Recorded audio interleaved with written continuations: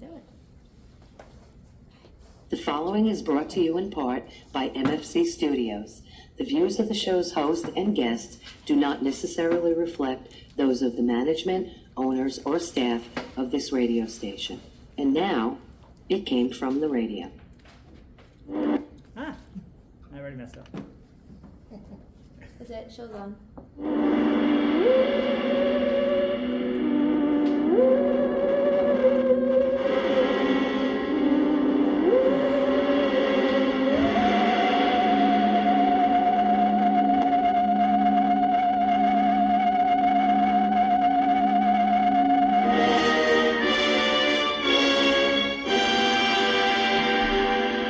Yapatoy, and welcome once again to It Came From The Radio, the official show of the Big Apple Con. This is your host, Mark Torres, speaking. I'm here at the East Middle Public Library for our 96th live show in front of a live studio audience. Yay!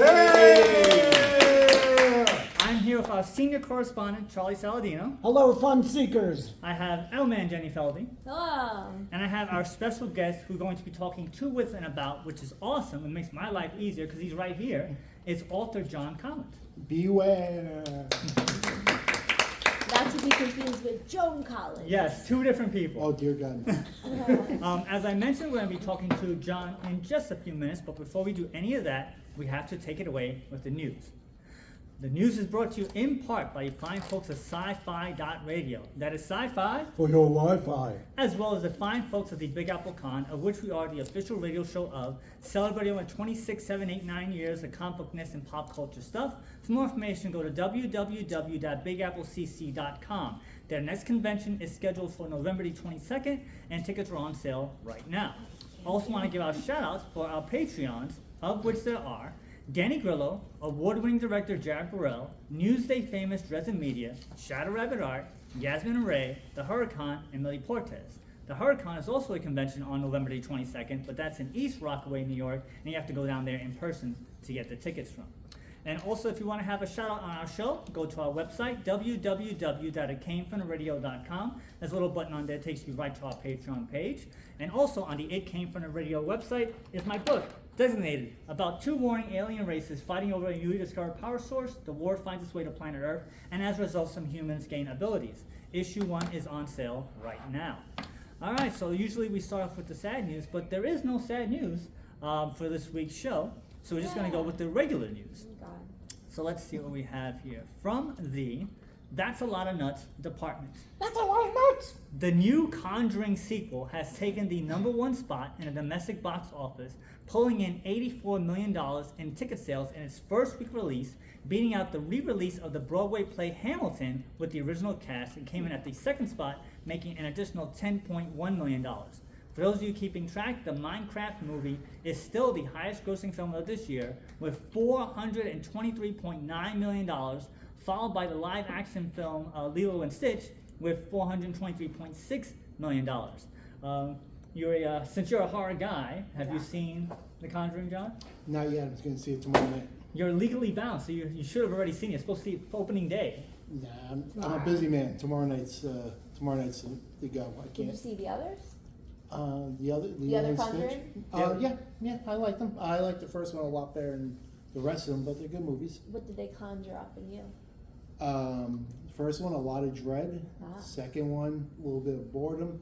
Okay. Third one, annoyance because the person in front of me was constantly looking at their phone and yeah. So, dread, boredom, and annoyance. Those are three things I'm trying to avoid in life. But you're willingly going to see this again? Yeah, You can give it another try, maybe hoping for more dread? I'm a glutton for punishment.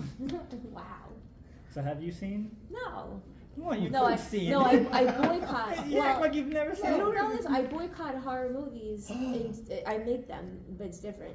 In 2007, because Hostel 2 almost ruined my life, and I knew I was gonna have to break up with my boyfriend at the time. It was like my husband, and I was like, I'm gonna have to always have a husband for the rest of my life, because scary movies stick with me and they scare me. So I don't watch scary movies, because then I'll have to have someone live with me, and I don't want to have that. Should be So a choice, not a mandate. having him live with you Or was like, bodyguard. having him live with you was like Hostel? Is that what you're No, trying to say? No. Hostel was so scary that I was scared of for 2 Oh, years. okay. I got it. Terrified. All right. That I was like, I'm gonna have to have a roommate for the rest of my life if I keep Gotcha, subjecting okay. myself to this type of, brain rot. You know. Charlie, did you see?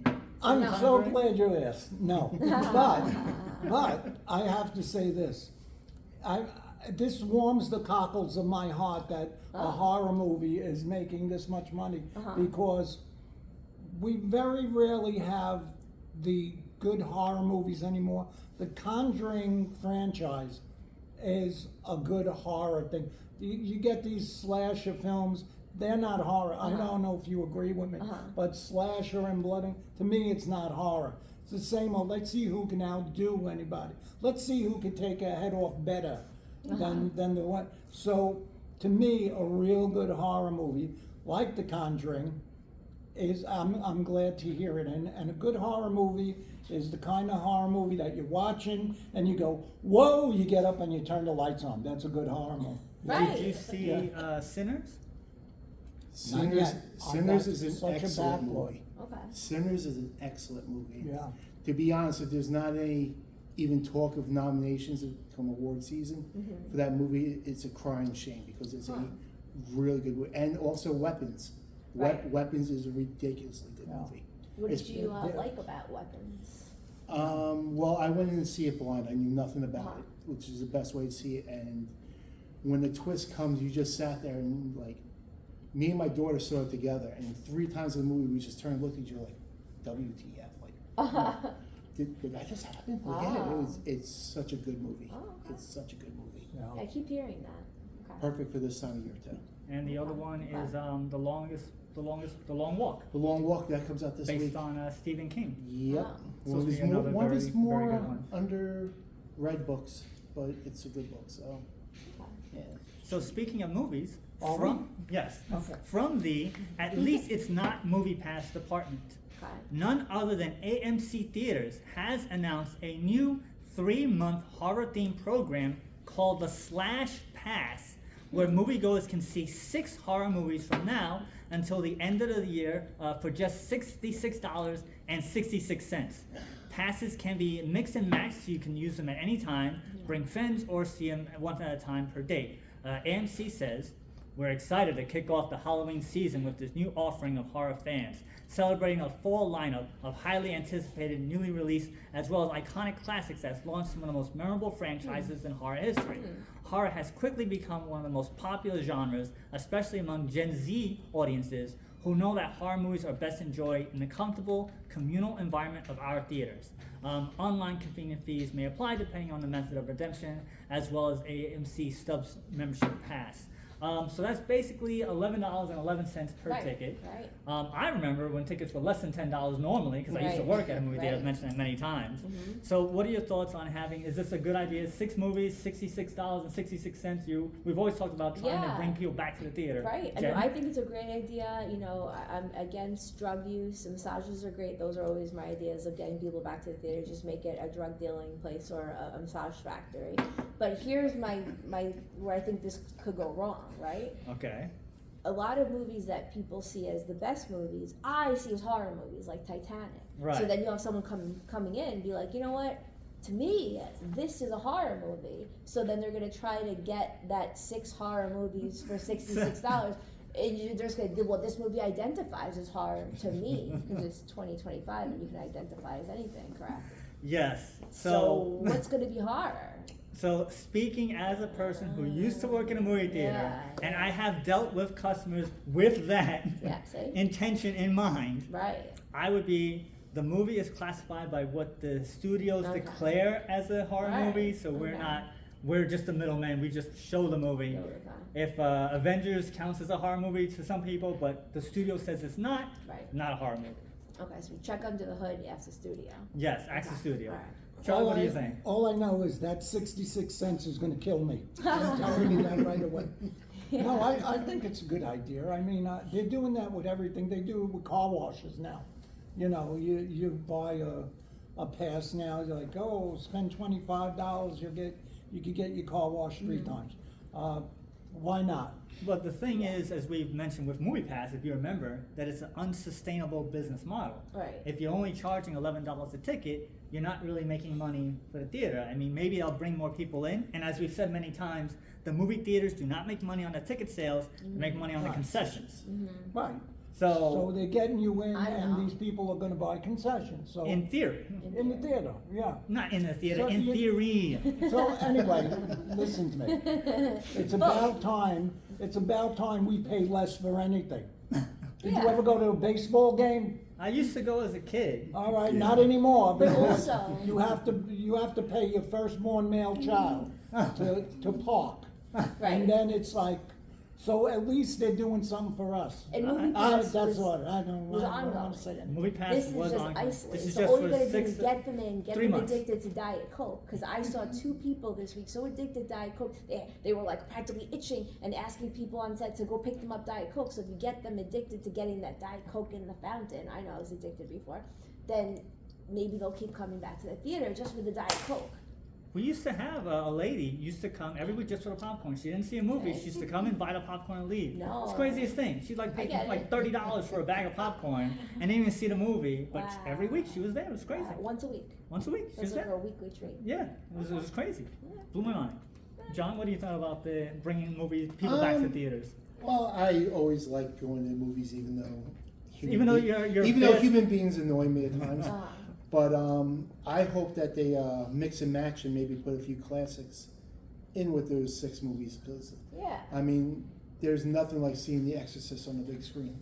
There's nothing like it. There's nothing like seeing Jaws, which we saw in the Wow. theaters a couple of weeks ago, on the big screen. It's just a totally different dimension. So I'm always about people appreciating the art, and you know, it's especially horror. It's so, a lot of times it's so overlooked because people immediately assume it's just a Friday the 13th part, 12 or whatever. But there's a lot of nuance that people don't get to see, and when you see it in the theater, it's just, you just wrap your head around a different dimension of it, Yeah. and you just see things that you just wouldn't notice, even if it's a movie you saw before. I saw Alien in the theater. I've seen Alien maybe probably 50 times, but I saw it in the theater 2 years ago. I'm like, oh my God, I never noticed that. And I have the ultimate Blu-ray, blah, blah, blah. But the moment you see it in the theaters, it's just a totally Yeah. different experience. I would love to go to see a movie in the Sphere in Vegas. They just did The Wizard of Oz. I'm just like, that would have been so cool. Oh, interesting. But Yeah, this is exactly what I say about movies that we're bombarded with, that now we sit there and watch and go, this is crazy, like the Universals, Frankenstein. And I always say, could you imagine sitting in that theater for the first time and watching these movies? It's a whole nother ballgame. You gotta imagine yourself back then. And the movies now are classics, but you could sit and watch one. oh, absolutely. But to be in that theater in 1939 and see Boris Karloff come off that table, that's a horror movie. I took my daughter about 10 years ago to see Texas Chainsaw Massacre, the original. I was gonna go see it. It was playing in Huntington, and she's like, "Can I go?" And I'm thinking about, "Yeah, you're 13, sure, you can come with me." And we're sitting there watching this movie. We're sitting there watching this movie, and the movie's going. And if you ever saw the movie, there's a part where it's a very slow beginning, and all of a sudden it just kicks in. And there's a part where one of the main characters gets killed by Leatherface, and his girlfriend decides to walk into the house, and all of a sudden my daughter, who's a tiny little thing, she goes, "No, you dumb bimbo, don't go in there." And I'm like, I got her. She's all, and now she's my horror movie buddy. But it was such an appreciation when she watched it years later on Blu-ray. She's like, "Yeah, it was good," but just I didn't have that feeling I had when I saw it on a big screen. Yeah. So I hope this works well for them. And movie theaters for the most part are safe places to go to. So get out, be safe, and enjoy a good horror film. So speaking of movies, moving on. From the Let's George Lucas It department, none other than an AI company called Showrunner, financially backed by Amazon, has announced that they are setting out to, quote, create a facsimile of the footage and restore the film, unquote, of a lost 1942 Orson Welles film titled The Magnificent Ambersons. For those of you who don't know, or care for that matter, RKO, the film company, had destroyed 43 minutes of the film to be used for the ongoing war effort at the time. Film made during that time contained a chemical that could be used to make bombs, not just box office ones. What's interesting to note is that once the two-year process is completed, the intention is not to be commercialized as the original film's rights are owned by Warner Bros. Executives say, if they see a marketplace for it, then the path of it outside academic context, then of course they have ownership of it. The goal isn't to commercialize the 43 minutes, but to see them exist in a world after 80 years of people asking, might this have been the best film ever made in its original form? The company will utilize AI and traditional filmmaking techniques, including shooting sequences with live actors, using VFX transfer techniques with AI tools to preserve the original actors' likenesses, and the project will also rely on early script drafts and archived set photos as a foundation. So basically they're taking a movie that only has parts of it and using AI to fill in the middle and make a quote-unquote restoration of a movie that no longer exists. Now, this is done by AI, and we've always had a thing about AI, and I can say that there was a movie, one of my favorite movies of all time, which was Dirty Work by Norm Macdonald. That movie came out, and it was a PG-13 movie, but apparently it was filmed as an R-rated movie, and this company went and found the original work prints and restored the movie using original footage to the R-rated version. So you can go online right now and buy the R-rated Dirty Work version as it was originally intended, because they had the film there. So this was a person doing it, and they did it, and they're selling it as a thing. But now we have a company using AI for just educational purposes. What are your thoughts on that, Charlie? Oh, you know I'm a big fan of AI, don't you?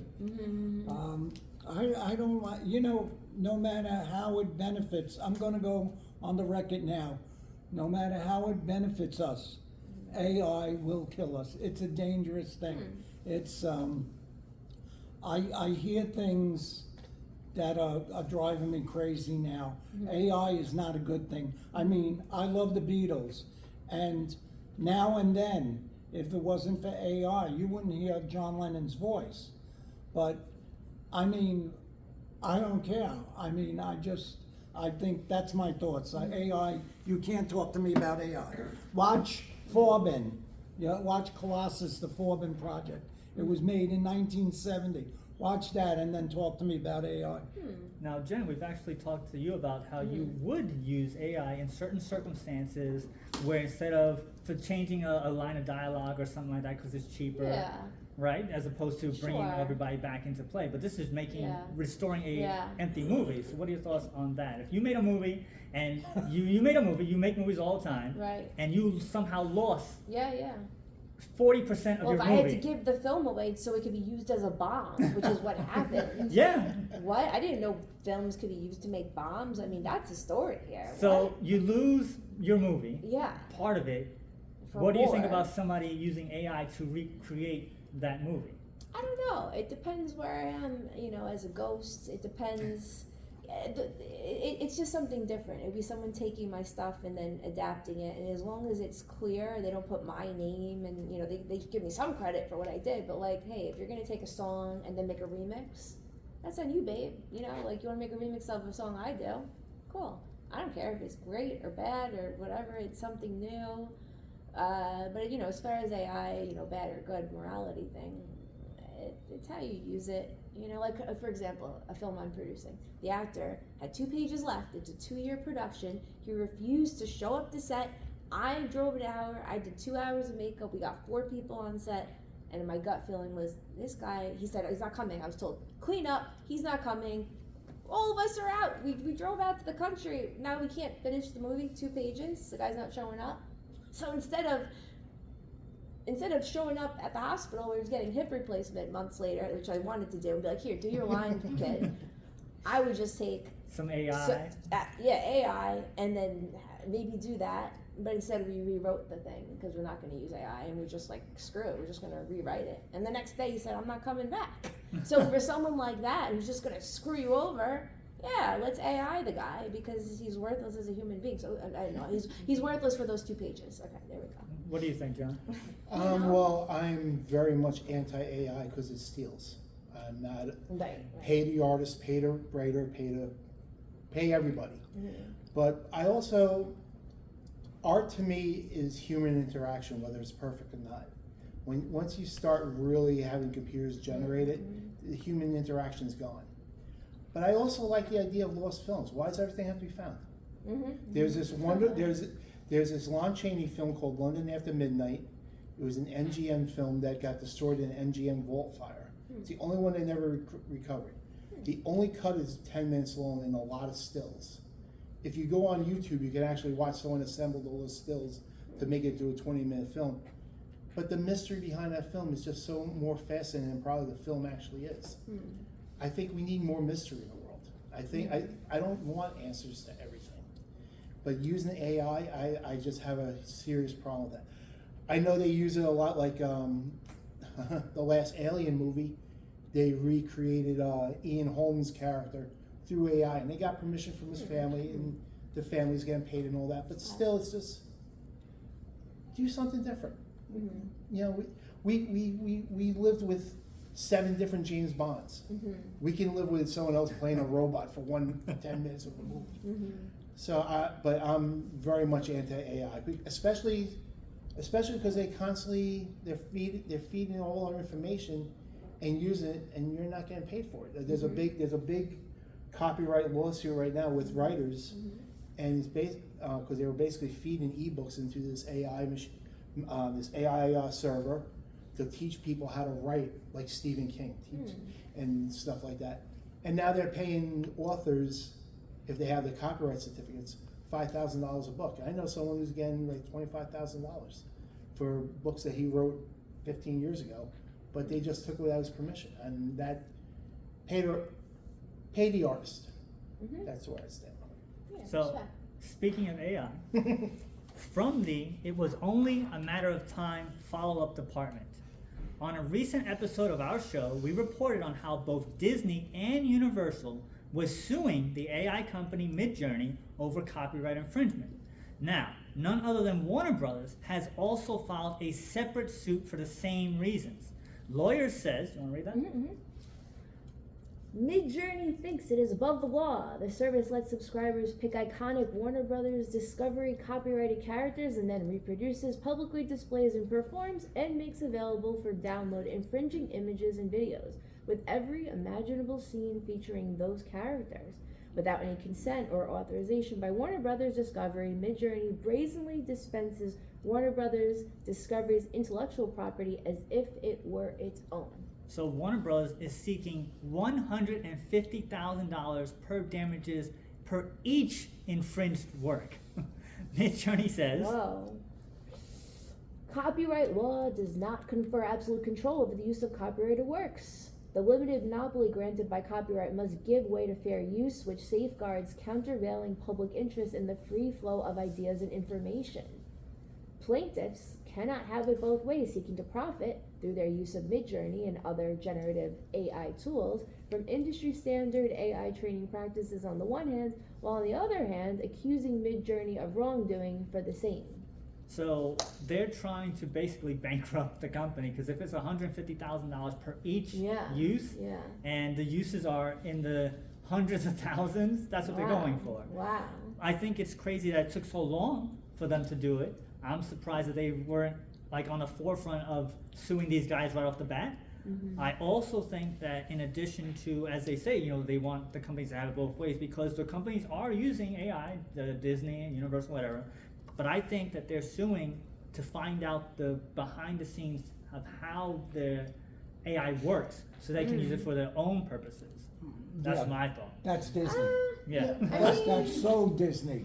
But I also think that, you know, Disney is just for the sake of argument, Mickey Mouse, and they decided to do something with AI with Mickey Mouse. They own Mickey Mouse. Right. It's their property. Exactly. Yeah. It's when you're using it for somebody else, like the Boris Karloff Frankenstein monster makeup. It's still copyrighted by Universal. So anyone, any rubber mask you see in a Spirit Halloween shop, Universal got to cut it. Right. Which is why you copyright things. If you Right. create something, those are the only ethical millionaires and billionaires out there. So I'll never give like someone like Taylor Swift a lot of crap because she's profiting off her music. She created it. That's why you need the copyrights, and when it's violated, it's a slippery slope as using AI for like military operations. Once again, humans need to be involved. And the moment you let computers run it, well, hey, we all saw Terminator. We know how that ended. So I think I hope that Warner Brothers buries them, to be quite honest. That's my personal opinion. Do you think they're gonna win? I think they'll settle. I think they'll settle. Yeah, Settle. yeah, I they'll think settle. AI is the modern day Ouija board. It's going to help us until it goes in for the kill and kills us all. Wait. Have a nice day, everyone. How have Ouija boards helped you? They don't, but that's the no. You said they're gonna help you like a Ouija board. I wouldn't have a Ouija board in my house Okay. because the theory is Yeah. that they're supposed to, right? You in the horror movies, Yeah. they're supposed to help you, and then you get used to it. You keep going back, Oh, and okay. all of a sudden the demon settles in. Oh, You I don't didn't watch know about that. You wouldn't No, watch I've that never heard about because- help, and then switch. I thought it was just Yeah. scary. Well, help when me they find my went. keys I all No, the didn't it time. know. helps you. Like, where did I leave that Oh. bracelet? Oh. Oh, under the bed. Who knew? You know, and then It's like a Roomba. Yeah. Okay, all right. I had no No, idea. but I should get one. understandable. You wouldn't watch that movie Right. because it is. Okay. But yeah, that's the theory. So, Oh. moving on. Whatever. Moving on to the last bit of news. From the at least it won't be as bad as Jake Paul department. Not so hot Yeah. off of his fight Oh, against God. YouTuber Jake Paul. None other than Mike Tyson has announced that he will have another exhibition Oh, match boy. against Floyd Mayweather. Okay. As of this recording, only a spring of 2026 date has been announced. For those of you who don't know or care for that matter, Tyson is currently 59, Mayweather is 48, Right. and Mayweather actually fought Jake's brother, another YouTuber, now professional wrestler, Logan Paul, in 2021, with no winner decided as it was an exhibition fight. Now, Jen, I know you're a huge Mike Tyson Yeah, fan. yeah. What are your thoughts about Tyson going in again? And I do have to say that there was a lot of behind the scenes stuff that no one really knew until after the fight came out that Mike Tyson had with Jake Paul. That Right. he wasn't allowed to use certain combinations. He wasn't allowed to use an uppercut. If anyone He- gets knocked out, if- it's disqualified. They if- don't get paid. I Right, think. Mike Tyson got paid more money the longer he stayed in the fight. Right. All these things were on the contract that they didn't discuss until after the fight It's not a happened. fight. And Mike Tyson said it himself, if I remember correctly. He was like, "Hey, I got paid," and he was fine Well, with it. So you're a well, Mike Tyson fan. What are Here's your thoughts? He wasn't get allowed to buy semantics. years It says off an of you. exhibition fight. It's It's an not a street exhibition. fight. Right. It's not a you're gonna die fight. Right. It's an exhibition. So if you're doing an exhibition, I guess I could exhibit whatever I want. So if he wants to exhibit his butt cheeks live on pay-per-view, which I saw, and maybe other people saw, I saw it also. then Yeah, maybe so that's part of the exhibition. Maybe fighting has nothing to do with it because it's an exhibition. And also, he has children. He has a wife. You know what? I don't have children, but if I was a mother or a father, I would hope that the same thing I wish for everyone else who has children. Respect to every good parent out there. Listen, you have to give your kids money. If your kids need money to live, so if he can make millions and millions of dollars and give it to his family, go Mike. That's it. Support your family. If you did not have children, then okay, I have more to say. How old has Tyson? 59. 59. Tyson is 59. 59. If Tyson was 99, I wouldn't want to get hit by him Right, at 99. right. So, I mean, he's gonna. Did you see the last fight? Well, I used the fight Yes. very loosely. No, the last Did you fight see was it? the last fight was Tag. You're in. And the Okay. one before that Yeah. with Roy Jones. Yeah. Well, again, that was a joke. exhibition. Exactly. So let's just not call it a fight anymore. It's ridiculous. Did you? Yeah, I saw that Uh-huh. atrocity. Yeah.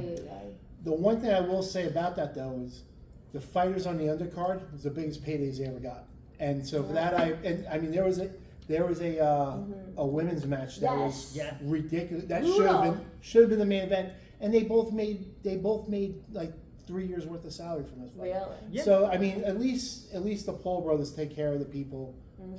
not just themselves, they take care of the people on the card. The two females actually headlined the Madison Square Garden fight Oh, really? like a month and a half ago, Okay. 2 months ago. The Yeah, same right. ones? The two of them, because it was a rematch, and they brought it But back. the Russian white girl And who's yeah, headbutting. Yeah, yeah. Yeah. That They that had should a- be that girl. they had a fight. That should be in trouble.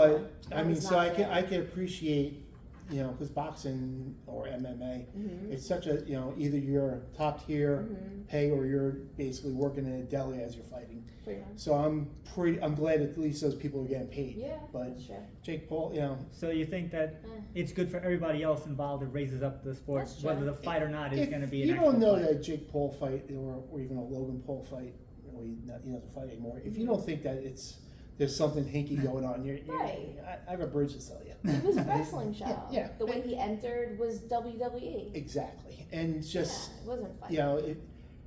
The people put so much emphasis in sports, but they keep forgetting one thing: it's entertainment. Right. In the end, I'm a huge hockey fan. If the Islanders somehow won the cup this year, they're not gonna. But if they somehow did, I'm like, yeah, they won. Oh Right. no, I gotta go to work tomorrow. Okay. Yeah, So I it's mean, not real. it's entertainment. Yeah, you know what is real? What is real? Is going to a rally with Charlie Kirk, who just got assassinated. Yeah, I heard about And if that. you're It's crazy. he's pretty far right. He believes in God and Jesus, and I guess someone somewhere didn't like him, and that was a real fight. He got shot. That was real. So if you want real, I just saw step that outside your door. I you know? listened to all those Charlie Kirk things, Yeah. and I couldn't wild. believe that when I saw it. Oh, I believe it. Oh no, I believe it, Oh, but I yeah. can't believe that people are. Oh no, They I just. felt this. I grew up in America. I grew up in an America where you were a Democrat or Republican, Right. and you would talk to each other. You Right. disagree, Right. and that was good. You were still friends. Yep. Now, if you don't agree with me, you're an idiot. Yeah. If you don't agree with me, Evil. that's not We're the evil. America I grew up in. No. And when I see stuff like this, it drives me crazy. Yeah. Yeah. Yeah. So that's it for the news. So we're going to take a quick break in front of our live studio audience. Thank you guys. Thank you guys. We'll be back with more. It came on the radio. Hey everybody, this is Todd McFarlane of the record-setting Spawn comic series. This is a And if you're looking for any kind of cool conversation about creators, about entertainment, about all that good stuff, you go to It Came From The Radio. You're listening to the right spot. Good stuff. Good stuff. This is Quentin Flynn, a popular voice actor known for Axel, Timon, and Raiden from the Metal Gear series. And you're listening to It Came From The Radio. Stick around. Hey, I'm Mike Kingston, the writer and creator of Headlocked. And I am WWE Hall of Famer Jerry the King Lawler, and guess what you're listening to? You're listening to It Came From The Radio! Hi, this is Amy Jo Johnson, writer-director from the film The Space Between, and you're listening to It Came From The Radio. Whatever people want to pay me to do. Meet Grimlock having fun on It Came From The Radio! Meet Greg Berger also. Now, back to our show. And welcome back to It Came From The Radio, the official Event Capricorn. This is your host, Mark Torres, speaking in front of a live studio audience. At the Public Library for our 96th live show. I'm here with our senior correspondent, Charlie Saladino. Hi. Here with L-Man Jenny Feldy. Hi. And we're here with our special guest who we're going to be talking to with and about Mr. John Hello. Collins. Hello. Also, I want to mention that on Sunday, the 14th, I will be a guest on Indie Comic Explained at 7 p.m. Eastern Standard Time on their YouTube channel. I will also be on the Comic Book Club YouTube channel on 9:20 Tuesday the 23rd at 7 p.m. Eastern Standard Time as well. Make sure you guys go check that out. Also, I want to mention that the East Meadow Public Library have tons and tons of stuff, most of which is free, tons of programming. Make sure you guys go to the library, go check it out, go support them, and that's www.eastmeadow.info. Now, John, you're not Joan No. Collins. No. Have you ever got that before? No, I've gotten the Tom Collins jokes and oh, your Uncle Tom, yeah. Oh. So we've never met before, No, we haven't. but you have this amazing book. You were kind enough to let my two co-hosts get a little advanced copy because I knew I wasn't going to be able to read it. So why don't you just tell us quickly a little bit about yourself, a little about the book, and then I'll let them ask the questions. Okay. My name is John Collins. I grew up on Long Island in Sayville, Long Island. I grew up on a steady diet of trashy cinema, heavy metal and lots of fiction. The story that set me off and got me going was Yours Truly, Jack the Ripper by Robert Bloch. I read that when I was 8, and I read it 5 times in a weekend, which for an 8-year-old is pretty good considering an 8-year-old attention span. But and ever since then, I'm a horror fanatic. Comics, movies, obviously books. If it's something that would got me canceled, I'm into it. So thumbs up for that. But this is my first book. I have stories in several anthologies, but this is my first solo outing, and I'm very proud of it. The line that got me with this book, which could be the promo for the whole book, is the line where you say, and I'm going to try to remember it, so correct me if I'm wrong, anyone could conjure up a demon from hell, but to pull the reins on a demon that's loose is a whole nother I story. was just gonna read that. Yeah. It's bringing a demon up from hell is one thing. Trying to rein in one already loose in the world, that's another thing And that's altogether. what, and Same question. Yeah, Wow. and believe me, that's what, you read that, you're lucky you put that right there. You want to stay with this for the rest of it. Well, thank you. There you go. Thank you. This came together. It was, I wrote this 3 times, 3 separate stories, and this is the final, obviously the final draft of it. But the first one was about, I'd say 20,000 words longer, so another 75 to 80 pages, and it was just a convoluted mess. So I had to strip it down and really just go back to basics and just a straight linear story. But I'm a big fan of atmosphere, and it was very important that for me that it was atmospheric, and people could feel themselves immersed into the story. So, you know, I've gotten comments about that. I got comments about one other line which I won't bring up. But okay, there's a line in there where one character says to another, sometimes when you pray to a God, it's not always the God you want that answers. Right.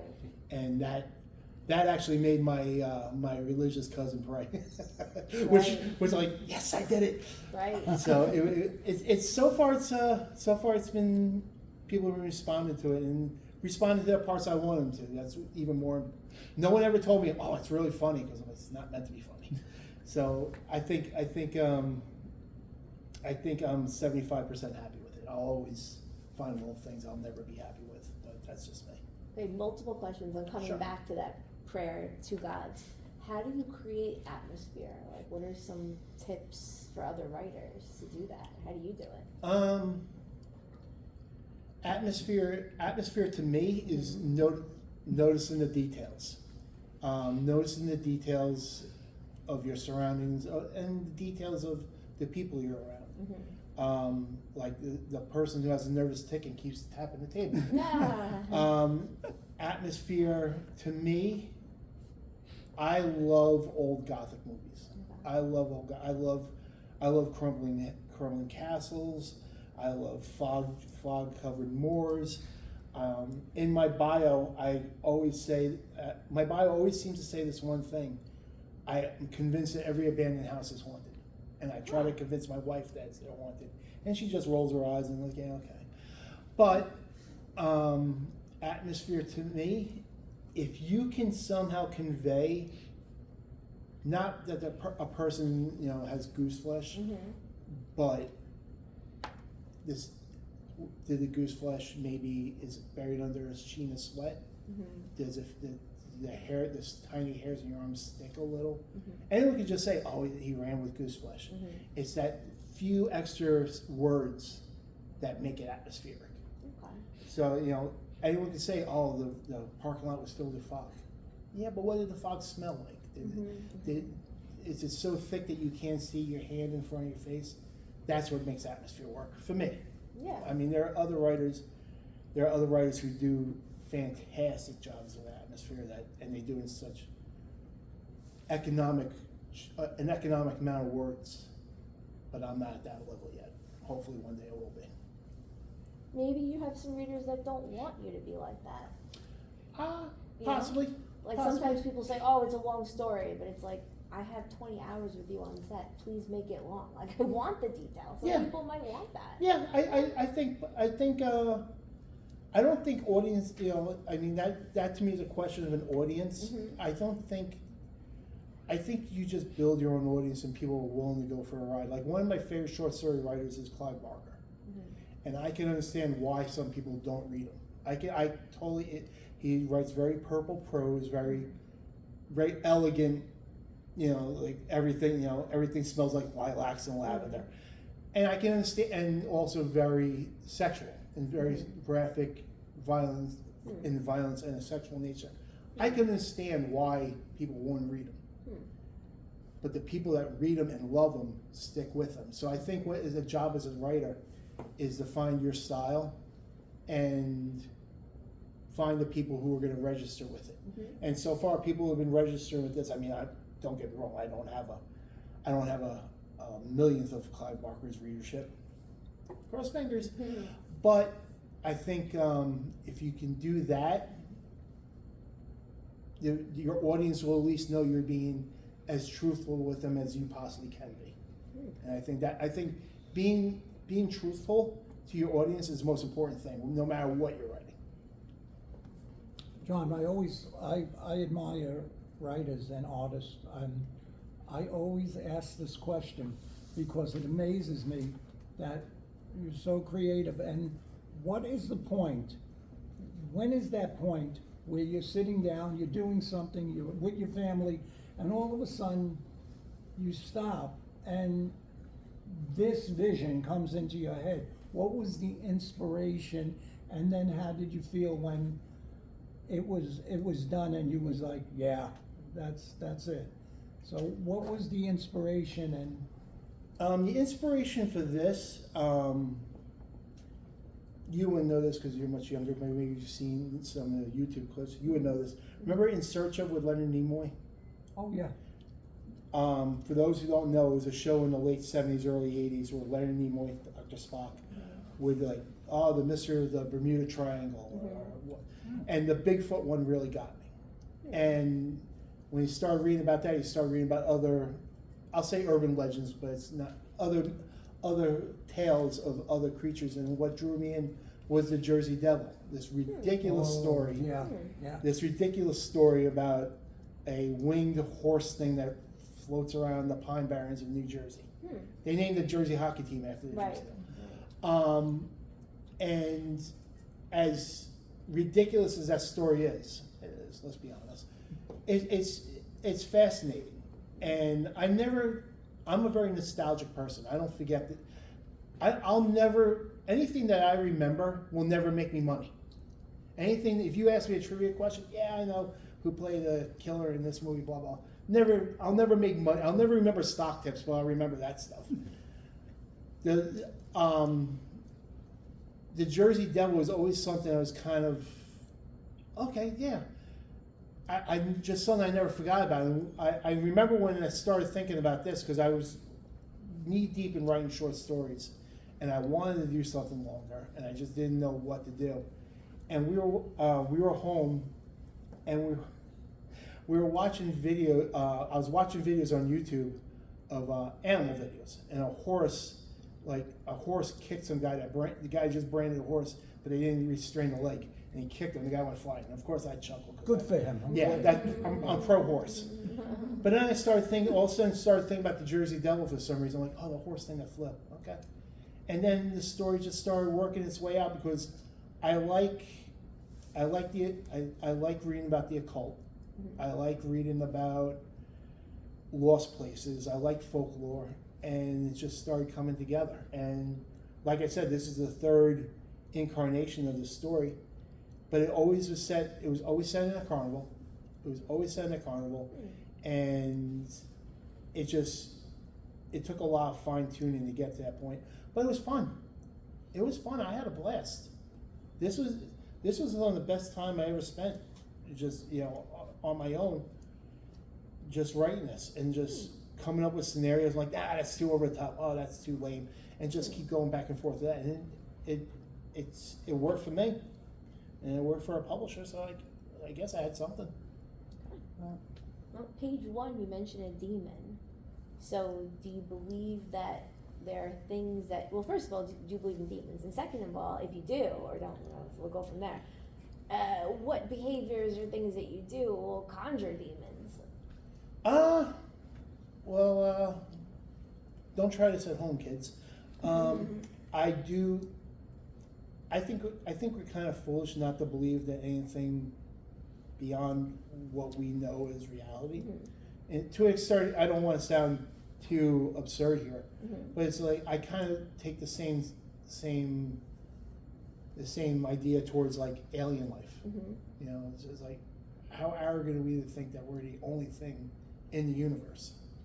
So how is there something that's not in our realm of existence? I mean, if you believe in God, if you're a religious person, you believe in God. God believe in the devil. You have to. I mean, you can't have one without the other. As far as conjuring, I made most of it up. I'll be honest. I picked up a book on demonology, and it was just so dense. And it was so boring, to be quite honest. The only thing I really kept from that was this one book. I can't remember the name of it, to be honest with you. Would talk about preparation for a conjuring. And it could be a simple prayer with some gestures, or it could be 6 months of intense isolation. And I'm like, okay, that's the only thing I took from it. Everything else I kind of made up, which fiction. So. No, I remember that line in the book. It was great, and you're absolutely right. If you do believe in God, you have to believe in the devil. The devil was an angel, and God gave him the big take it easy, get out of here. You know, so so I agree with you there. So you've mentioned that when you're getting feedback that you get excited that people are receiving the parts that you want to be received. When you set out to do this, what was your goal? Was it to scare the bejeebus out of them? Was it to make them entertained? What was the original goal? Both of those. I got a compliment on one short story I wrote where another writer said that she gave it to a friend of hers and he had nightmares from it. I was like, yes, that's awesome. I was so happy about that. But to be honest, I just want people to be entertained. I mean, in the end, I may go dark, and in this one I went dark in a few places. I want people to be entertained. There's so much seriousness in the world, and rightfully so in a lot of things, of course. I'm not going to say there shouldn't be. But you should be able to open a book or put on a movie or whatever, video game, whatever, and enjoy yourself for the time you have with it. I mean, if you're not doing that, then what are we doing? I mean, seriously. I mean, some people, I'm not a baseball guy, but if your thing is going to see the Long Island Ducks play, knock yourself out. Have a great time. Not everything has to be ruined by the actions in the world, the actions of others in the world at large. It's depressing enough. You should be able. I mean, I give my wife crap all the time about the TV show she watches. What does she watch? I'll leave her to. I'll leave her alone. But it's just not my thing. But in the end, I mean, it's all a teasing matter. But she should be able to sit there and watch 2 hours of whatever she's watching without me being a complete jerk about it. Yeah. And I think that's for everybody. I think, coming into a library, someone should be able to sit down and read whatever. If you want to read John Grisham, knock yourself out. I mean, I personally wouldn't, but that's beside the point. I think that was my main intention, is people to have fun with it. And so far, the people who have commented to me about it have had fun with it, which makes me very happy. So when you say you've gone dark, is there a line that you had in your mind when you were writing down, this is too far, or I'm going to go up to see how far I can go and go a little bit back, or I'm just going to go over it? Was that in the thought process? I went as far as I thought the story demanded it should go. There's a subgenre of horror called extreme horror, which, to be honest, is not particularly good. It's popular among its fans, but his fans are a small amount, and it's basically gross out contests on the page. And yeah, it takes something to be able to write a convincingly violent or gruesome scene. All that stuff doesn't mean anything if what's leading up to it doesn't engage you. Other than that, I mean, if you want to see gore, go to a butcher shop. There's meat right there for you. Right. But if you need to be invested for it to be dark, and you need that emotional connection with it. Right. There's like this unwritten rule among writers: don't kill kids and don't kill animals. And I don't understand that, because I'm not killing real kids. Right. I'm not killing real animals. My Right. dog's fine. My dog's living a better life than all of us put together. Right. Quite It's honest. fake. It's fake. So I think with this, I knew how far I wanted to go, and I went some spots. I went far. I won't lie, I went far, but I think it's justified in the story itself. If it wasn't justified, I don't think I would have kept it in. Luckily, I had some great beta readers. Beta readers read drafts and give their thoughts about it. I had some great beta readers, and they were all like, "No, this goes as far as it should." And I'm, okay, good, because the one thing I don't want to do is offend. I don't want to offend anybody. I want you to be able to check out and enjoy yourself. Then go, hey, that was fun, and go about your life. But if someone to turn around and say, "Oh, I'll never read anything from you again," how could you do that? That would bother me. That would bother me. Although I have to be honest, the thing I'm working on now, it's gonna be offensive to some people. I'll be honest. Like how? Do you hurt any dogs? What's that? Do you hurt any dogs in it? I'm hurting everything in it. Oh my God, I can't watch No, this. I'm kidding. I'm kidding. I know. But I'm a big fan of European European trash cinema. I like Italian horror films. I like the Spanish exploitation films. I enjoy that stuff. And the stuff that was most very effective, I tried their fiction. Translation doesn't really go that well.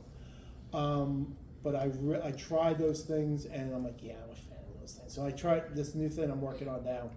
Has a lot of that influence in there, and I'm sure it's going to be bound to bother somebody. The first line, page 1, the secret to a successful summoning ritual is desire. I actually have a lot of very interesting experiences where I'll text, I wish this would happen in like within the hour that happened, or I'm really want a role to play like a child. So, but Martin Short plays a kid in Clifford. He's like 40 something or 50. He played, right. So someone sent me this. I'm like, I gotta play kid. Within an hour or two, someone sends me a script to play a high schooler. I'm 41. So I'm wondering, I can go on. I have so many examples of this that are like, what the heck is going on here? Like, I wish for this and I get it. Do you believe in summonings? Do you believe you can wish for things and get them? I won't discount it. I've never tried to. I personally never tried to, but I won't discount it. I mean, like I said, it's a larger world than our world. Even no matter how well traveled a person is, they don't see everything. And so, I have a coworker who's born in Haiti, and he tells me flat out they all believe in voodoo. Right. And who am I to disagree with him? Catholics believe bread and wine turn into blood and body. So who am I to knock it? I have several friends who are card carrying Satanists. Right. Most of them are aggressively atheists. That's what a Satanist in their definitions. But I have two friends who are Luciferian Satanists, and they believe in the devil. And it's just like, okay, all right. Enough so that when I say, hey, let me go to one of your services, nope, you don't believe it, so you're not welcome. Oh, really? Okay. What if you believe it? You're welcome?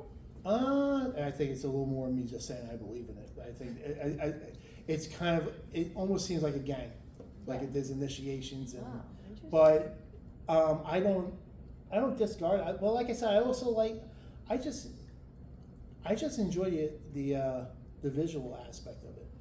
Like one of the coolest places I've ever been to is the St. Anne Temple in Salem, Hmm. which is more or less an art gallery. Okay. I love Salem. Yeah, it's, Oh, I love they Salem. have they have this 2-ton statue of Baphomet. Actually, I was going to use it for my author photo. And when they brought me in, like they had in this shed with this whole shrine and all that, and they're talking. We were talking the whole time. They're like, "Oh, are you saying this?" I'm like, "No, I'm Lutheran actually, but here I am." And when we went in there, like, "Do you need some time alone with Baphomet?" I'm like, "Nah, we're good." It's Wow. okay. But some people, I'm like, some people are like that. Like, "Oh yeah, see, we've seen some strange things in this place." Wow, yeah, okay. But I like the, like one of my favorite movies is a movie called The Devil Rides Out with Christopher Lee. It's an old Hammer movie, and it's about Satanists trying to recapture this girl that Christopher Lee stole from him for a witch's Sabbath sacrifice. And apparently it went really deep into the actual workings of a ritual, and it's fascinating. Wow. But I'm fascinated just in the fact, probably because my mother didn't like it. Oh, I had wonderful parents and very supportive, but I didn't play football. I didn't play football. I went to the library. I wasn't interested in the stuff that my father thought boys should be interested in. I was interested in other stuff. So it's always a little bit of that. Turn it down. That's not music, and I'm always the kid turning it up a little louder. That's just me. But yeah, long-winded answer to your question. Sorry. yeah, no, it's fine. So do you find that your book is going to be one of those books that those type of parents would be like, don't let your kids watch God, and I read, hope so. and you want them to God, I hope so. That's God, I funny. hope so. I was one of those people like when they put the parental warning labels on CDs. Yeah. I was one of the people that celebrated. Like Yeah, when I yeah. would buy a Yeah. CD, I'm like, does it have the warning label? Yes. Okay. Yeah. I'll buy it. But I think everyone should dabble in the dark a little bit. I think that's the one thing I love about horror. Horror is universal, and you can do so much with it. You can be serious. You can make a comedy. What book or you can make something very serious. You can't do that in other genres. If you had somebody in a Western all of a sudden start performing some kind of black magic, and it's actually a black magic ceremony, but it's actually you're saying something about religion in a tight situation, you can't get away with that in a Clint Eastwood Western. You can get away with that in a horror film. You can get away with almost anything in a horror film as long as you're serious about what you're trying to get away with. If you want to be a horror comedy, watch Reanimator. I dare you not to laugh at that movie. That movie's great. You want to be serious. You want something serious. Watch The Others with Nicole Kidman. It's just serious. That's a drama set in a ghost story. That's probably why I love horror. And like I said, I'm very nostalgic, so I have a hard time letting go of the things I love. Like I still go back and read Robert Bloch. Robert Bloch's been dead for 40 years now, and he's writing since the 30s actually, and I still go back and read him because he's one of those writers. It's good. It's timeless. One of my big problems with writing current writers is the insertion of the cell phones. I mean, if you notice, the cell phone service in this book is dead, so they can't go to Google and find a way out of it. That's one thing. We're too connected in a lot of ways. We can't, in my view, no one has a quiet moment to himself because a quiet moment is scrolling through your phone.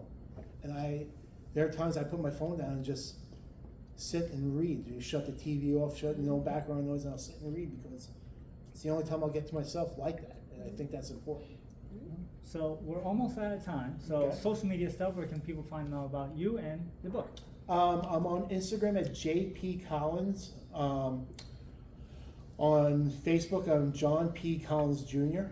And as far as that goes, social media, that's it. I don't do much more than that. The book is available on Amazon. Only on Amazon, unfortunately. I wish it was a little wider, but that's fine. If you ever want a signed copy, it's DM me and we'll work it out from there. But thank you for having me. And Instant message. speaking of signed copies, you were kind enough to raffle off Absolutely. a copy of your book, and you will sign it, I'm guessing. So just pick one. Everybody have a raffle ticket ready? Pick one. No looking. You're looking. I'm not. I'm just trying to get my hand in.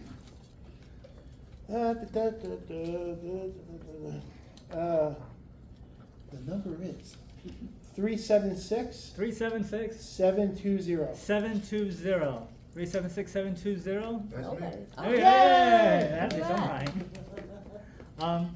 Final thoughts. Charlie, final thought? First of all, buy this gentleman's book. It's a really good one. And thank you for coming down. Thank you. And secondly, we're all one race, human. Let's learn to live together. We're all we have. Be nice to everybody. Jen, final thought? Well, that, and also cut the middleman. If you can cut the middleman in every single way, just do it. John, final thought? Be kind to animals, tip your waiters, and happy Yeah. happy upcoming Halloween. There you go. Thank you for coming down for being a guest on Thank our you for show. having Really me. appreciate it. So that about does it for this week on It Came From the Radio. Does it really do it? Yes, it does. Okay, so that's then right we're here done. every week on this radio station. If you miss any part of the show, You okay? Yeah. go to our website, www.itcamefromradio. The archives will be up in a week or so. Our next live